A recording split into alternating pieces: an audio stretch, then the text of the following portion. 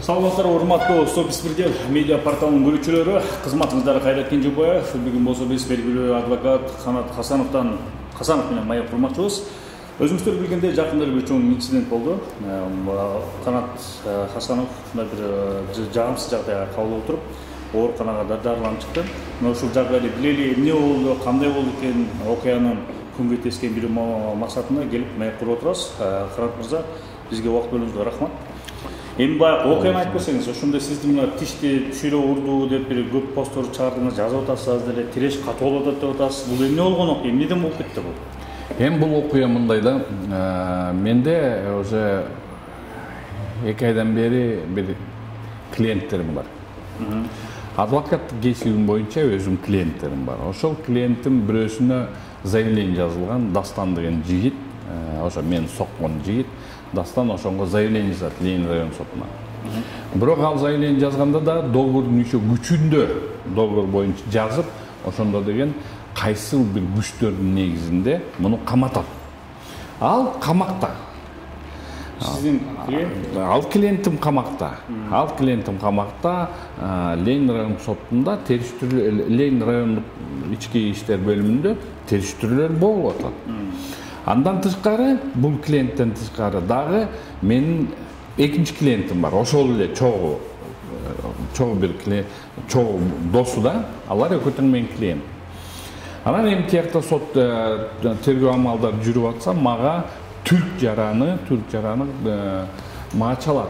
Канат, сиз менин адвокатымсыз, могу жерге Дастан деген бала 3 белгилүү спортивный телосложениядагы балдар менен келип алып туруп, менден 5 миллион сом менден талап кылып атат дейт.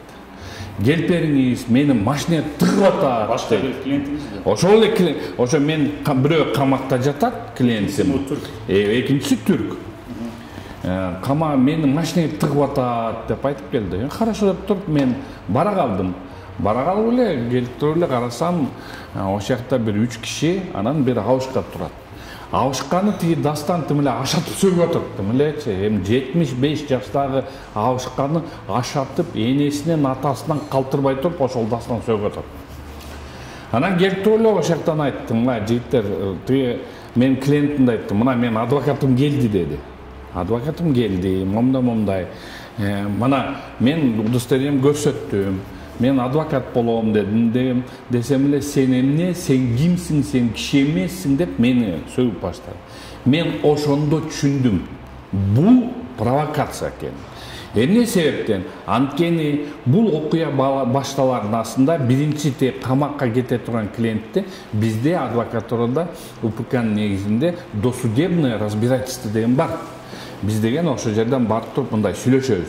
3 жолу подряд мен чакыргам ал жигитти. Мен помощнигим аркылуу таап сүйлөшөлү, балким биз карызыбызды берели деп туруп мен чакыргам. Тынчтык жолу менен чечилип кетсин деп. 3 жолу келбей койгон. Бул жигит 3 жолу келбей койгон. А 4-нчү жолу көрсө тияктан уже эметти. Ошак келгенде эле бул ошонтип эле мага сен кимсиң, сен киши эмессиң деп туруп мени сөгүп баштады. Баягы абышкан такыр эле ыйлап салыптыр тияктан. Анан мен түшүндүм, ал провокация экенин түшүндүм.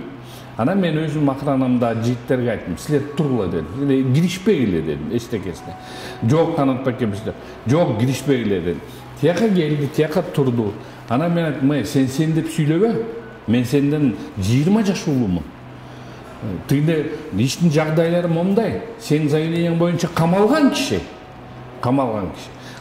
киши болуп тургандан кийин сен бул Түркиянын жаранына келип аткан, бул деген вымогательство деп эсептелсе, сен кимсиң деп туруп эле тура калды. Ким деп сүйлөбөгөн деп туруп экөөбүз тиреше кеттик. Тиреше кеткенде эле алып туруп мени урбуйду. Ургандан кийин эле урар менен эле мен ошондо эле түшүндүм да, что бул провокация. Атайын бул жигитти бирөө үйрөткөн. Сен Хасановду барасың, Хасанов охранасы менен барып туруп сени сабайт. Анан биз Хасановду ошону менен камайбыз деди да. Анан ошол жерден мени бир урат. Анан кийин эле шаг эле 102ге звонить этет. Милицияны чыгарат, милициялар келет, милициялар сурайт, Канатбеке, сиз заявление жазасызбы десе, мен жазбайм деп. Мен заявление жазып көргөн эмесмин деди. Десе, жок, мен жазам деп, ал биринчи чуркап барат. Барып биринчи чуркап жазат. Жазганда мынтип калп жазып атпайбы? Балдары менен Канат Хасанов сабап кетти деп. Мен балдарым аны сабагысы келсе өлтүрүлө салмак, бирок балдарым тийген жок да. Ал мен эле эметти. Ана хорошо дедим, мейли дедим, ошол деле болуптур дедим. Ошол, даже мен ошол балдар, бул эми жаш балдар, бул менин уровнем эмес. Бул какой-то бир жөн эле бир шиголдор да, шпана да, бул мындайча айтканда. Бул шпана мен эми эметмей. Кечирим келип сурап, Канатбеке кечирип коюңуз тигинде мындай деп эметип койсо эле, мен мейли демекмин да, эми жаш балдар экен, акылына асатын айтмак. Жигиттер, силерден жаш балдарсыңар, андай кылбагыла деп айтмакмын. Бирок алар анын айткан ордуна ошяктан туруп алып, звонить этип атат. Брат, мен эмне кылайын? Тияктан бирөөсү айтып атат, заявление жазгыла деп атат. Азыр каматабыз Хасановду деп атат. Мен жанында турам, угуп атам да. Телефондагы эме угуп атат үнүч. Жазгыла заявление, азыр камайбыз Хасановду камайбыз деп эле ошяктан 2-3 жолу угуп атам да. Ошондо түшүндүм, рас болду дедим. Болуптур дедим, хорошо, бардым милицияга, бардык, баарын мыйзам чегинде кылдык, баарын. Ошол жерден дагы басып келдим, басып жүрдүм. Качан кечирим сурар экен бул жигиттер, ушуну кол көтөргөн десем, кечирим сурабайт. Тияктан туруп алып туруп, наоборот, ошол Абышкага андан мурун кыйкырыптыр. Биз деген Туманбаевдин балдарыбыз. Биз деген аэропорт салып атабыз, Караколдун аэропортун салып атабыз. Биз деген Сары Ойдо хан сарай салып атабыз. Биз деген Жыгалаңды салдык деп туруп ошакта коркутуп, анан ошакта тиги төргөчүлөрдүн көзүнчө дагы өнчө эле силерге азыр звонить этет азыр. Силер азыр тинтесиңер деп диктовать этип атат төргөчүлөргөчү. Мен күлдүм, мейли дедим, анда да мейли дедим. Көрөйүн дедим, ким келер экен дедим. Ким келер экен десе, эчким келген жок. Бир күн күттүм, келер экен деп. Кимиси келип айтар экен, эми ушундай болуп кетти. То есть провокация не удалась. Хасановду камай алган жок. Анткени 31 августта 1 май район сотунда мени взятка менен кармайбыз деп туруп, ошакта провокация уюштурган, болбой калды. Бияктан мага провокация уюштурабыз десе, болбой калды провокация. Кармай албай эле жашап атат да. Муну деген Садыр Нуркожоевич жасап аткан жери жок, Камчы Кыдырсайдын жасап аткан жери жок. Бул деген ошол жерде ошолордун тегерегинде жүргөн шакалдар жасап атат да. Жөн эле шакалдар. Алар ошону мына Хасановду каматтык, ал көп сүйлөйт, мына каматтып, мына көрдүңөр кандай биз кыйынбыз деп. Мен ошондо да унчуккан жок. Мейли дедим, бир күн күттүм. Бир күн күткөндөн кийин анан жок. Анан кийин кой, эми жазып коеюнчу, момду эртең күнү мени эметпесин деп эметсем эле, Коом пресс деген гезит, Кимге таандык экен Коом пресс билебиз. Сиз да билесиз, мен да билем кимге. Бирок мен азыр анын атын атабайм. Ошол деген момундай пост жазып атат. Мен жөнүндө. Окуп берейин ошол постту. Адвокатура деген ыйык кесипти аркаламыш эткен авантюрист Хасанов дейт. Тиссиз калган жар салып, көчүгү түшкөн аюдай бакырып, жеке клиникаларга жата калып, чычкан көрүп аксайт болуп, республика жар салып, кыйкырып аткан чын дейт. Чын-чынына келгенде тишиңизди түшүрмөк түгүл дейт. Чекеңизге тавро басып, 154 статьяны моюнга көтөргөн бойдон Петровканын бир хатасына обиженныйлер менен общение кылып отурсаң жарашмак сага. Негизи эл тарынчак, вечно недовольныйсың. Экенсиң адвокатын деп айдым деп алдап саярды, Абышкасын төбөдөгү айран чапканды айтат дейт. Бул жактан булар провокациясы болбой калды. Анан провокациясы мындай эмет үчүн ушак чыгарып атат. Мен бирөөнүн аялын сайыптырмын, ошонун күйөөсү келип мени салады дейт. Күлкүлүү нерсе. Кечирип коюңуздар. Протокол допросторду карап көргүлө. объяснительдерди карап койгула. 1-Май район сотто тергөө ички иштер төргөсүндө карап көргүлө, ошол жакта бүт жазылган. Каяктагы аял, каяктагы күйөөсүн. Анан сен ошон үчүн камалдың деп туруп, мына компресс ушуну чыгарып атат. Компресстин хозяйыны ким экенин билебиз. Мен бул жигит менен, Лукам менен шашпасын. Өзүнүн убактысы келгенде биз экөөбүз сүйлөшөбүз. Акча жасап, мындай акчалуу болуп калган окшойт, же бийлик колуна тийип, катуу мындай кыйын сезип калган окшойт. Бийлик бул вечный эмес. Мен деле ошондон кийин абжан кыжалат болдум. Анан ошондон кийин териштирип баштадым. Бул действительно мени соккон балдар, могу жерде провокация кылып 3 күн келбей коюп, анан 4-күнү келип туруп провокация кылып атат да. Териштирдим ким экенди. Териштирсем көрсө, действительно Жыгалаңды как подрядчик болуп ошол жакта салыптыр. Аэропортту, Караколдогу аэропортту салып атыптыр. Сары ойдогу хан сарайды салып атыптыр. Анан ошол жерден Караколдо эми мен көлдүк болгондон кийин мен билем дагы эмне каякта экен. Балдардан сурадым. Ошол жерде Караколдогу балдардан бүт баарын изилдеп чыктым. Жыргалаңда теңчү балдар бар, ошолорго баарына чалып сурасам, бул действительно ошол жакта мен Түмөнбаев, Туманбаев Каныбектин баласымын деп туруп, ошол жакта бүт анын фирмасы, бул анын фирмасы, биз ошону салып атабыз деп туруп, ошонтип туруп мактанып жүрүптүр. Керек болсо, Жыргалаң шахтасы ачылып атканда десятканын балдарын арак куюп жүрүптүр ошол жакта. Эме балдарга арак куюп жүрүптүр ошол жакта, коноктоп. Ошол жакта Жыргалаңдан президент кеткенден кийин ошол жакта местный власттар ошол жакта той болуптур, ошол тойдо ушул жигит арак куюп жүрүптүр. Ошол жакта Караколдо өзүн кудай сезет экен.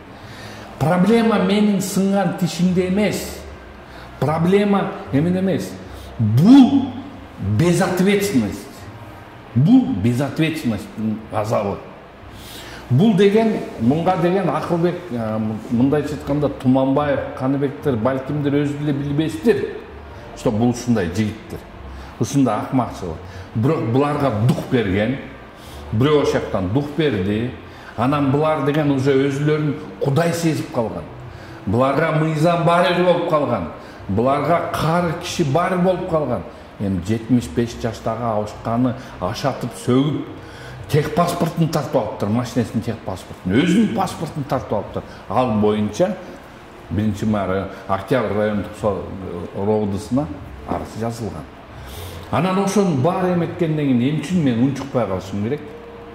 Эмне үчүн Акыл Туманбаев деген жигит Каныбек, если ошонун балдары болсо, эмне үчүн аларга ушундай укук берет? Жемне Каныбек Туманбаев бияктын Кыргызстандын кудайы болуп калды беле. Же Садыр Нуркожоевич президент болбой эле Каныбек Түмөнбаев президент болуп калды беле. Бул кандай түшүнсө болот мындай нерселер? Кайдагы бир шпана уже келип алып, алардын атын жабынып алып, анан кийин биз кудайбыз деп айтканда. Бул жигиттер менен мен деген булар менин уровнем эмес. Мен булар менен эмете. Муну мен тергөө органдары заниматься этет, и тергөө органдары менен муну менен толугу менен болот иш. Бирок мен бул ишти аягын чейин чыгарам. Ошол жерде Караколдо мага келген, мына мессенджерден келет, силерге көрсөтүп коеюн. Момундай мессенджерден келет мына Кайыркул Касырбеков, мына сизге терең ыраазычылык, мына 100 гектарды тартып алган деген иш боюнча козголгон эмелер бар. Мен аны соцтук тармактарыма. А бүгүн болсо, тияка журналисттер Искөл УДСына звонить этсе, жок андай иш жок деп айтыптыр. Мен 3 күн мурун эле сүйлөшкөм алар менен. Ошондо приостановленный иш бар дейт. А бүгүн журналисттер звонить этсе, жок дейт. Бул эмне покрывательство? Биз мыйзамдуу мамлекетте жашайбызбы же по понятиям жашайбызбы? По понятиям жашасак, тогда по понятиям сүйлөшөлү тогда ошол жигиттер менен андай болсо. Бирок мен понятиялар менен сүйлөшпөйм. Мен деген мыйзамды талап кылып жүргөн кишимин. Андан тышкары, мына ушундай эмелер болуп аткандан кийин, мына канча киши мына могу жерде керек болсо мына до конца деп айтабыз. Ошол эле Садыр Нуркожоевдун жанында жүргөн балдар мына жазып атат. Булар эмне кылып аткан деп.